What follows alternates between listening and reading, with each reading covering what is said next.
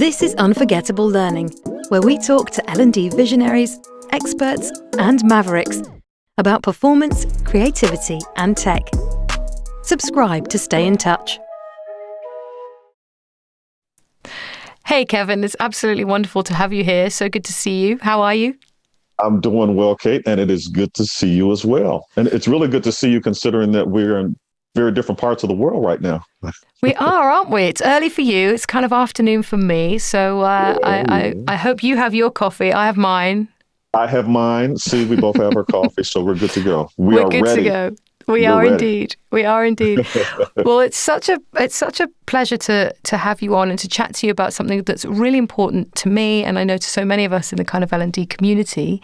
And it's all about measurement of learning efficacy, and you know how things are working and succeeding in the programs that we're making. Yeah. You are known as the L&D Detective. This is your whole big area. Could you please, do you mind just giving us a bit of an intro and just tell us how you came to be this L&D detective?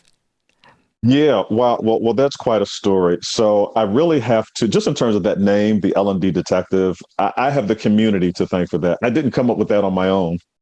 I was having a conversation with someone, and I don't remember who it was. I don't even remember how long ago it was, but I do remember it was a woman, and she drew this analogy, right? And she's like, Sherlock Holmes investigates murder mysteries. You investigate measurement mysteries. So she's like, you're just like Sherlock Holmes. And is that right? We went a little back and forth with that little banter, and it's like, hey, you're like the L&D detective. And I'm like, okay, I like that. I like that. So I ran with it because it is a great analogy for what I do, right? I investigate the impact of training and learning with facts, clues, evidence, and data. Just like Sherlock Holmes, the detective, he investigates murder mysteries with facts, clues, and evidence. And so there is a lot of similarity there. We're just investigating different things, but it's still within that theme of being a detective and searching for the answer. I love that. And it was making me chuckle inside because I was thinking, is your Moriarty the LMS? Oh, I see what you did there. I see what you did there. Yeah, but you need a nemesis, right?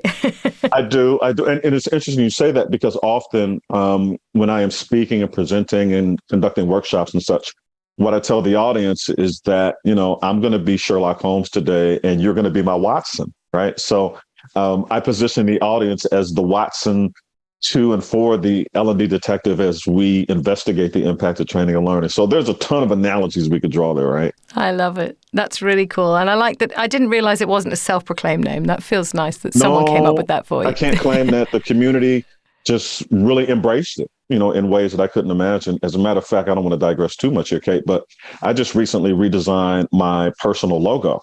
I picked up on that L&D detective thing with the new logo. So I'm really excited about that. Oh, when do we get to see it? Well, it's already out there. So go to my website and check it out. And it's the one you have out already. Yeah, I officially came out with it maybe about a week ago. Yeah, so it's still very new. Yes. Perfect. Well, we'll check it out. Yeah. Thank you. And so maybe we can kind of delve into measurement a bit then. And I wanted to ask you, where is L&D going wrong with measurement? I think that where we continue to be challenged, Kate, with measuring the impact of training and learning is our traditional mindset. We have some habits and some methods that are embedded in our DNA. And I believe that we need a restructuring or re-engineering of our DNA as it relates to measurement, particularly the way that we think about measurement and how we approach measurement. So it's mindset and methodology, right? And I think that where we continue to be challenged is around the idea that impact is how many people enjoyed our program or how many people liked the instructor or, measurement in terms of consumption, utilization, participation, and attendance. So those are very traditional kinds of metrics and measures.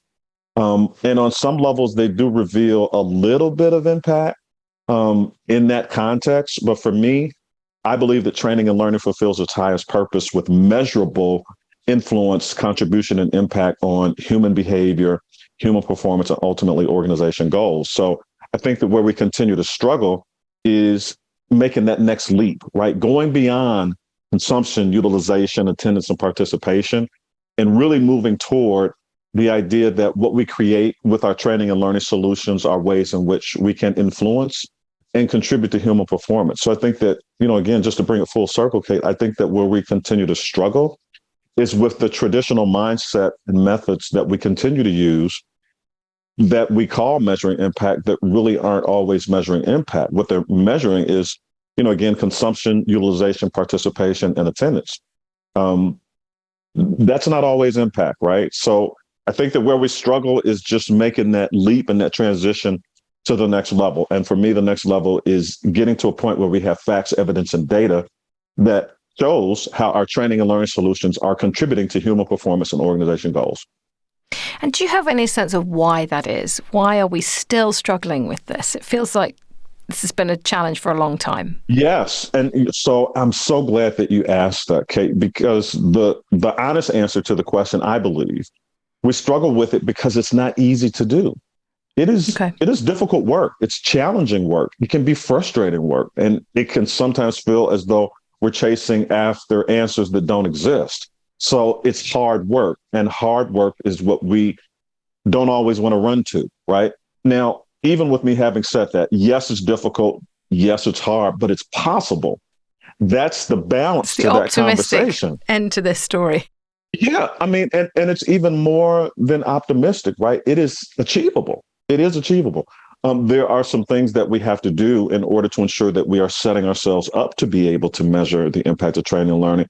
And if we don't do those things, it's going to be difficult or impossible. So again, to bring it full circle back to your question, why do we continue to struggle? I think we struggle because the truth is it is difficult work. It is hard work. That's the truth. That's okay. Just because it's difficult and hard doesn't mean it can't be done. It just means it's difficult and hard, which means that you have to have the commitment, the tenacity, the diligence, and the wherewithal to just dig your heels in and do what needs to be done to measure the impact of training and learning. And there are ways to do it. So I think that once we just embrace the reality and tell the truth about it, and the truth is it's difficult, we can get past that, we acknowledge it, and then we just begin to do the work that makes it possible. Because again, measuring impact can be difficult, but there are ways in which we can remove that difficulty and make it possible. Does that make sense? Yes, it does make sense. And I'm obviously curious and interested and excited to hear about how.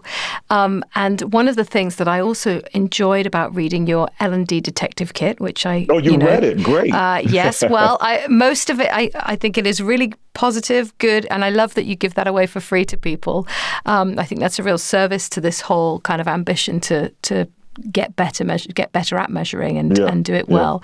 But one of the things I kind of observed in there that you talk about is that you ask us to identify L&D's contribution to the business goal.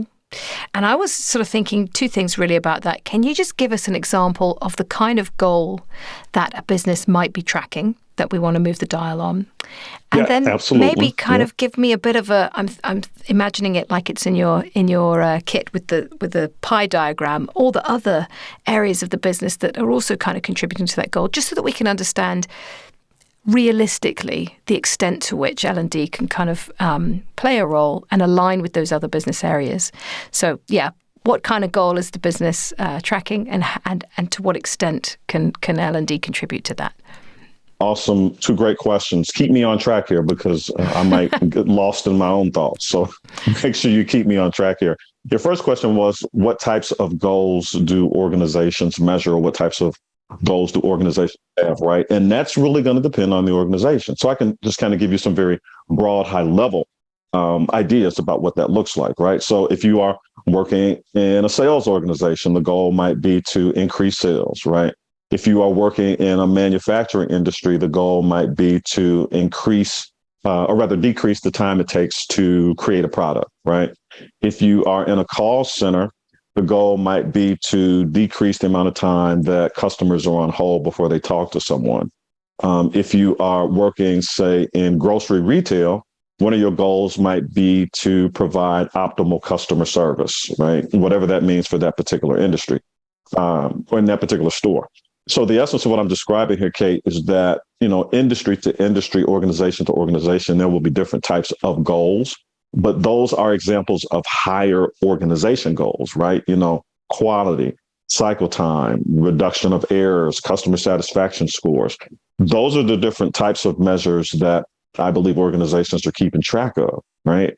And then to follow that up, your question was around the idea of contribution and how in the L&D Detective Kit, I have a pie chart that is an example of how you can estimate training and learning's contribution to human performance and business goals based on other contributors and other influencers and other activators.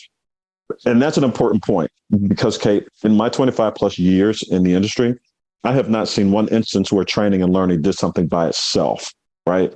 But I have seen in organizations where in combination with training and learning, organizations are able to achieve goals. And so what are some of the other things that attribute or contribute to human performance, right? So that may be things like reward and recognitions or compensation. We all love money. We will not love it, but we need it, like it, however you want to put that. So, there's rewards and recognition, there's compensation, there's tools, there's performance support, there's manager coaching, there's mentoring, there is the culture of the organization, there is the environment in the marketplace. So there's a lot of things that are going to contribute to human performance. Training and learning is one of them. It is not the only thing. So that pie chart that you referenced in the L&D Detective Kit is an example of how you can make estimations about all of the inputs into human performance, including but not limited to training and learning, and how you can, with proper consultation and input, you can come up with an estimate for the percent of contribution to human performance that you anticipate training will make. And you also are able then to see what the other inputs and activators for human performance are and make the same type of percent attribution until you get to 100%. Does it feel to you as though there are almost emerging percentages? Like as you work with different clients, that you kind of like, you know what, it would feel to me about accurate for this kind of sales course to think about this contributing, say, 15% to the goal. Are there any emerging percentages, or is it completely different depending on, the client that you're working with and the project that you're on? Yeah, I think it's totally different. I don't believe that there is like a standard percentage that we can use across industry to say that training and learning will contribute this percent amount to the ultimate goal. I believe that there is variation in that because there may be times where, for example, the real change or the real goal will be achieved by the amount of marketing and promotion, right? And then there may be another chance where the heaviest change is going to come from introduction of new technology, right, into the way in which people are working. So it's going to vary project to project. Yeah. Okay. And so kind of getting into like the measurement of those goals, I mean, organizations are using a number of methods to measure their own kind of success in those different areas that you described around sales and, efficiency and quality and cycle time and all that good stuff. In terms of the contribution then that L&D can make, say our programs, let's say we're only able to contribute, a 20% contribution to achieving this goal. Mm-hmm. Does that mean then that the learning program has to be 100% successful to, kind of contribute to this? It's got to be as good as it can be, right? Like we have to design it well and successfully for it to even have a chance of hitting that contribution at all. Absolutely, Kate. We need to employ our best efforts, our best talent, our best strategy, all that we know about best practice as it relates to learning, adult education, training. We have to employ those best efforts so that we are contributing 100% to what we can add to that total mix of those activators that are going to ultimately influence human performance and the organization goal. So I'm saying, Kate, yes, always 100% in terms of what we contribute. I would even say, if we can go above and beyond, right? Why not make it 100%? Let's make our training and learning solutions as powerful, as strong, as influential as they can possibly be, because then we know that in that piece of the pie, we have either done our part or we've gone above and beyond our part. And that can't hurt, right? I mean, if everybody is given more than 100%, then that just increases the likelihood that the goals will be achieved. So to answer your question, Kate, should we be given 100% in terms of our contribution? Absolutely, yes. And I would dare say, even where possible, let's give a little bit more than that. So that leads me on to the question around, in what ways does designing for impact kind of shift or influence the ways we might think about designing a learning experience? And you must have seen these, being designed and created really successfully. What are the differences we might have to take and considerations we might have to think about when we're creating these programs so that we hit this impact that we want to achieve and go beyond? Absolutely. And so, we talk a lot about alignment, right? We talk about training being aligned to organization goals. And so, as you have seen, Kate, and I invite our watchers and our listeners today to do the same. If you check out the L&D Detective Kit, which is on my website, kevinmyates.com, shameless plug here. And as you said, good. Kate, and as you said, it's $0 and free cents. Exactly. But if you reference the L&D Detective Kit, what you'll see is that there are 9 questions that I believe, when answered, give us the information that we need and informs decisions for what aligned instructional design looks like, right? So those 9 questions and the answers to those 9 questions, Kate, inform decisions for the types of experiences that we create through our training and learning solutions. Because your question was around, how do we design with intention, right? I'm paraphrasing. I believe that's what you're asking. And I would even take that a step further and say, how do we design intentionally for impact? Designing for impact is very purposeful, right? So with the answers to those 9 questions, and, 3 of those questions, for example, is what is the organization's goal? What are performance requirements to achieve those goals? Compare and contrast where performance is now to where it needs to be in order to achieve those goals. So those are just a sample of 3 questions. But when you get the answers to those questions, what you then identify is what are the expected behaviors and skills required to achieve those organization goals. And when you know what those required behaviors and skills are, you can then design training and learning specifically to produce those types of outcomes. That's the North Star. That's the roadmap. And that is what gives you the intention, the purpose, and the specificity for our learning design. So hopefully we can use the answers to those questions to create training and learning experiences that align purposefully to the performance that is required to achieve organization goals. That's where the answer is. And I even give an example of that in the L&D Detective Kit, right? So what does it look like when you align and design training to specific requirements for specific types of behavioral outcomes or performance outcomes? I'm thinking about, as you're talking, I'm reflecting on some of the sort of challenges that people might have, but what about something like DE&I, where it's a bit softer, or maybe it's not like a hard skill that you have to contribute? What would you say to those people working on sort of softer skills courses? Yeah, great question. And so what I would recommend and suggest, particularly as relates to DEI initiatives, which is very much a priority, right, for businesses and organizations right now. I believe the goal is identifying what the expectation is for what DEI, DE, and I looks like when it shows up. When it shows up, right, in a culture, in an environment, when it shows up in people's behavior and activities, what does it look like, right? So it's an articulation of what does it look like when we are working in a place where we have achieved our, D, E, and I goals, but, the other side of that is it's ongoing. It never ends, right? But the essence of what I'm saying here, Kate, is that if you can describe what that looks like, then you can measure the extent to which it is showing up. So even though it is one of those softer skills, if you have some hard goals for what that looks like when it shows up in the workplace, you can then measure that, right? So that is how I approach and recommend those quote unquote softer skills in terms of how you measure softer skills. It's just articulating what it looks like when it shows up. And that then gives you a way in which you can create a plan for how to measure the extent to which it exists or not. I'm reflecting on the, when I try and think about how everything could be linked to a measure, D&I, if we get that wrong, people will feel disenfranchised, disillusioned, and other disses like disenchanted, Yeah. they'll want to leave their companies. And so you might find that information showing up in the worst case scenario in kind of employee turnover stats or in sort of anecdotal stories in exit interviews potentially. You want to obviously not let it get that far before, that happens, but it's one slice. So I could see maybe a hard measure for something that feels like a softer skill like DE&I, which is absolutely critical, could be something like employee turnover, and maybe that's one. What do you do when there are multiple measures of a goal, or do you think there's always one that you can kind of ladder everything up to?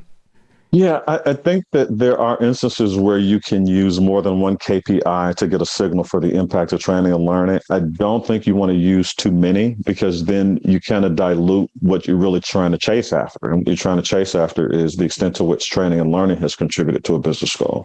So the more measures that you throw into that mix, the more difficult it is to make that attribution for training and learning's contribution. So, I mean, just as a safe rule of thumb, I try to work with no more than two. I try to work with no more than two KPIs, metrics or measures that are going to give signal for the impact of training and learning. I think that's safe. I think that, more than two is going to, again, start to muddy the water. So my rule of thumb is to stick with one or two measures that are going to give you the strongest signal for the impact of training and learning. I wanted to sort of get your opinion on what you think the role of kind of analytics platforms in capturing evidence. What role do those sorts of platforms play, do you think? Yeah, I think that platforms play a huge role, right? Because platforms are the ones that aggregate data, visualize data. So, when we talk about a platform, we may be talking about a data warehouse, right? Which is absolutely critical in terms of the work that I do, in terms of measuring the impact of training and learning. So there's that, right? You got a data warehouse, that's a platform. And then you have data visualization tools like Power BI and Tableau and other tools as well. So those are the platforms that help us tell the story, right? We articulate the story with our voice. We visualize the story with different types of tools. Those tools being like the two examples I just gave, Power BI and Tableau. So, technology platforms is critically important to the work that we do. And it helps, it helps us collect the data. It helps us aggregate the data. It helps us analyze the data. And then it also helps us tell the stories about the data. So for me, platforms are important. I consider myself to be platform agnostic. You know what I mean? So I don't, say I have to use this tool or I have to use this solution, even though I've called out a couple here by name. There are others that I use, other tools that I use beyond those, right? So I still use Excel. I use Google Worksheet, right? So, again, platforms are critical because we can't just do it all by hand. And we have platforms that are going to help us work smarter, not harder. Yeah. And do you think there's any risks with sometimes with platforms that we can get kind of bogged down in the learning program data and not necessarily this impact data? I mean, given that people are on this journey towards impact. Yeah. And that's where we started the conversation. So I think that, and it's interesting. So this is an interesting question because I'm trying to work this out in my own head, right? So we've heard the terminology learning analytics, right? And quite often when we talk about learning analytics, we're really talking about data that comes from our learning management systems, our LMS platforms, right? And what we get from our learning management systems is how much, how many, how often, and who, right? Is that important data? It is. It is because it tells a story about, consumption, utilization, attendance, and participation. That tells a story. It does. And so I don't want to give the impression that I'm saying that data doesn't matter, because it does. But that's learning analytics. That's what I believe in terms of the terminology. Where I'm focused, Kate, where I'm spending most of my time is impact analytics. And believe it or not, impact analytics is really not using LMS data. Impact analytics is using organization data because that's where the rubber hits the road. If you want to know the extent to which training and learning has impacted human performance and ultimately organization goals, that's going to be revealed through organization data that shows people performance and organization performance. We aren't looking, when we're using impact analytics, to know how much, how many, how often, and who. So there's a difference between the two, right? So on the one hand, you got learning analytics, which I believe is what we get from our LMS data. On the other hand, you have impact analytics, which is what I believe comes from the organization. That's so clearly defined. Thank you, and I'm fully on board with exactly all of this thinking. And Yeah. there's I'm something. just getting to that. I mean, this is something I've been working out in my head for the past 2 or 3 months because words matter. So Yeah. I know now that going forward, I have to take caution and care when I talk about learning analytics versus impact analytics.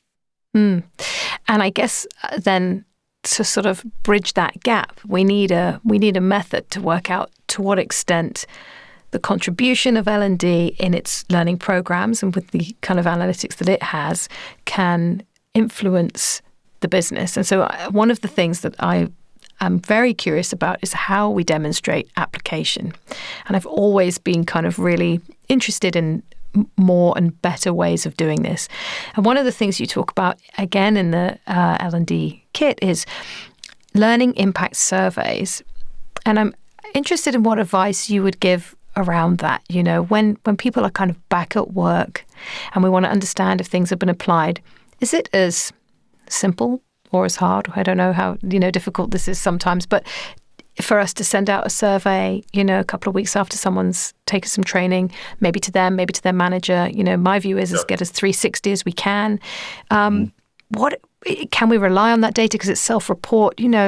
What do you sort of think about how we can, from an L&D standpoint, get a picture of where learning is having an impact using these surveys with people, or maybe where learning is being applied using surveys? Yeah, that's a great question. I'm glad you brought that up. In the L&D Detective Kit, I do have some recommendations for post-program learning surveys. And I want to be very clear about this, right? A post-program learning survey measures sentiment and opinion, right? So we can ask people the extent to which they believe they'll apply what they've learned, or the extent to which they even believe they can apply what they've learned, right? We can ask managers about the extent to which they are seeing employees apply what they've learned, right? That's observational data. And it is largely based on sentiment and opinion, right? So that's what that is. So let's make sure that we call that what it is, because survey data is not actual data that shows impact.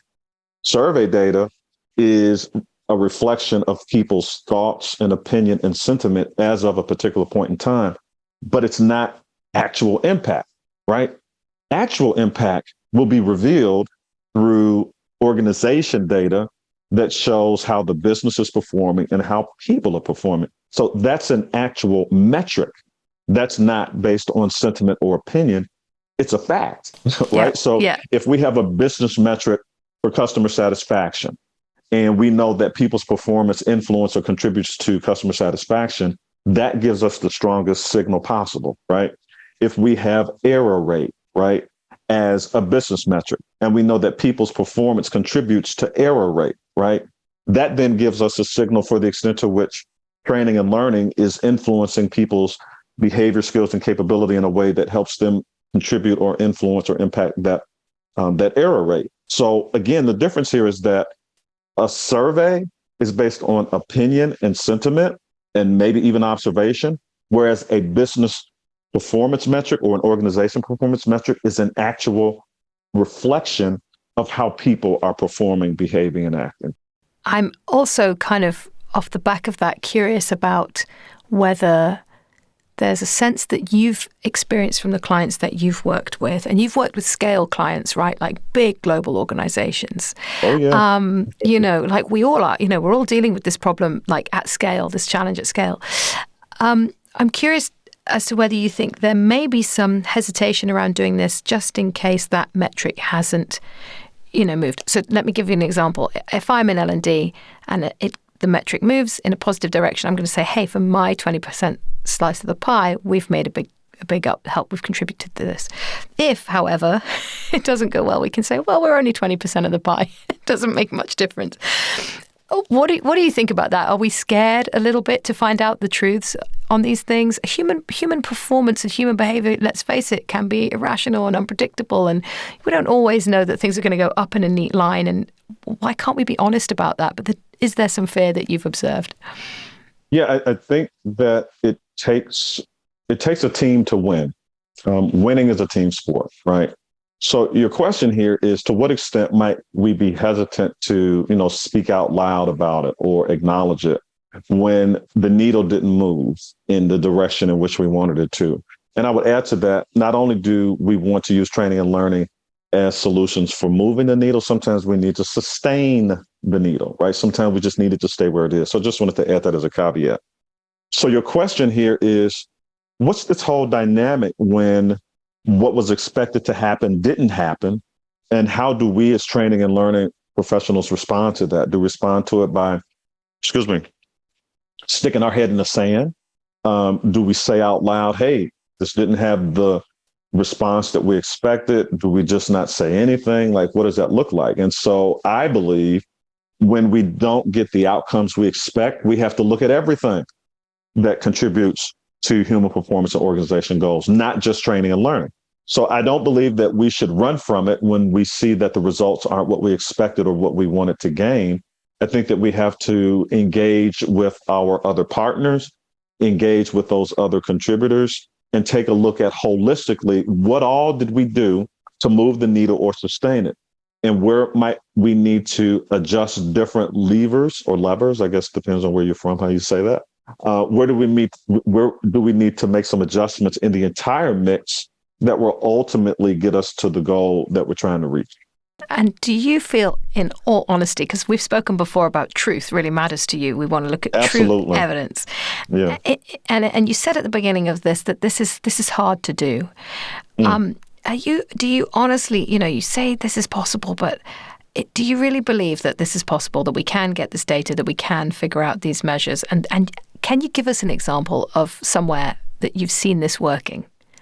It is absolutely possible. And I say it because I believe it, right? I believe that it is difficult. I also believe that it is possible. And my hope for the possibility is reaffirmed by the work that I've already done, where I was able to show the impact of training and learning, right? And what comes to me top of mind is an instance where I worked for an organization. I was working as part of the sales training team, and we wanted to get as strong a signal as possible about the effectiveness of our training and learning solutions in support of sales professionals. Now, what we were able to do in this instance is conduct and utilize control and test groups. So with the control group, they didn't get the training. The test group did get the training. Now, we didn't withhold training from the control group for it to be punitive, but rather we needed to be able to see what happens when you introduce training to one group and you don't introduce it to another. What are the difference in those two groups? So all else equal, right? The only difference between those two was that one group didn't get trained, the other did. So in this particular instance, in this business where I worked, we identified specific behaviors that were considered critical for sales professionals. And then we were able to use the scores that clients provided about their experience with sales professionals. And we used that to compare what those scores look like for people who had the training to people who did get the training. So we were able to get a very strong signal about the effectiveness of training and learning doing it that way. And it was credible, right? It was credible because we went through the process of saying training happened in this group, training didn't happen in that group. Here's the differences that we're seeing. Yeah. And the good news is that for the group that did get training, we did see a slight uptick in customer satisfaction scores. So training in combination with other things that were done to support those sales professionals all gave an answer about the extent to which training and learning was fulfilling its purpose. That's a super case study. Yeah. Yeah. I'm glad that you asked that question, and I'm glad that you challenged me that way, right? Because in essence, if I paraphrase, you asked me, well, Kevin, you say that it's difficult, but you also say that it's possible. Do you really believe that? And what does that mean? And what does it look like? So hopefully I just gave you an example of that. Yeah. You certainly did. And one of the things I've experienced is that sales training and often, or customer experience training, I've also kind of worked on that too and had good results there because it feels like it's very well measured and very well looked at for measures already by the business, and they're very well tied together and linked to learning. Yeah. I feel like not all course topics maybe are quite as tightly tied together. And I what I like about those 9 questions that you mentioned before, and you gave us an example of 3 of them, is that if we maybe go through the rigor of that process, perhaps we can get better at tying together the business metrics with the learning metrics and the learning activities, and through designing, with purpose for impact, Yes. we can start to kind of maybe pave the way for some of these courses that feel a little bit less measured, a little bit harder. Like I mentioned, DE&I sometimes may feel that way. Yeah. That could be a really important piece of work to do, a really critical piece of work to do.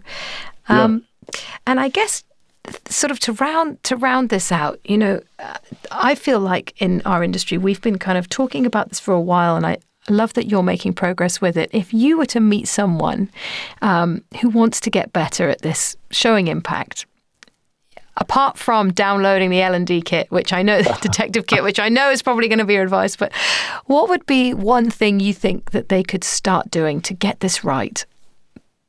Great question. I believe the one thing that we can start doing to get this right is to be curious. It sounds a little bit cliche and it sounds a little bit easy, but it's the truth. So I want to contextualize curious and curiosity for how we're talking about it right now. For me, curiosity means wanting to know the answers about how training and learning is effective beyond participation, utilization, consumption, and attendance, right? So be curious beyond that. Because to be quite honest with you, Kate, those metrics and measures, we got that down pat. We got that right. And on some levels, we can do that in our sleep because we just have to get it from the LMS, right? Where I am recommending we be more intentional and deliberate. And to your point, if someone were to ask me what advice would I give, it starts with curiosity. Be curious about the other contributors to performance. Be curious about what performance looks like when it shows up real time, day to day. Be curious about actual metrics and measures that we can use to show learning effectiveness and the impact of training and learning. When you're curious, you're going to go to the nth degree to really answer that question in the context of how we have defined impact. And we defined impact today as the extent to which training and learning measurably influences human performance and ultimately organization goals. Be curious about that. It's okay to be curious about how many people completed our training, how many courses do we offer, how many hours of training do we provide.